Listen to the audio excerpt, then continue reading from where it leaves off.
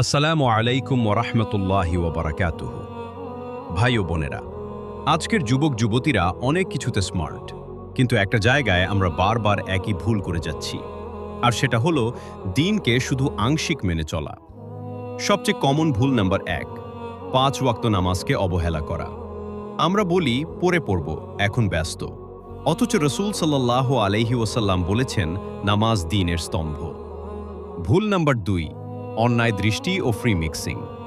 TikTok, ইনস্টাগ্রামে অবাধে হারাম কন্টেন্ট দেখা, অপ্রয়োজনীয় চ্যাট, এগুলোকে আমরা ছোট ভুল মনে করি, কিন্তু এই ছোট ভুলগুলোই হৃদয়কে কালো করে দেয়। ভুল নাম্বার ৩, বাবা মায়ের সাথে খারাপ ব্যবহার। আমরা তাদের কথা কাটিয়ে দেই, রাগ দেখাই, অথচ জান্নাত তাদের পায়ের নিচে। ভাই বোনেরা, এই ভুলগুলো আমরা সবাই কম বেশি করি। আজ থেকে একটা সিদ্ধান্ত নিন, আমি আর অবহেলা করব না।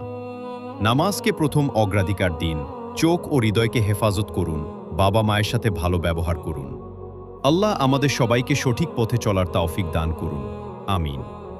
জাযাকাল্লাহু খাইরান। আসসালামু আলাইকুম।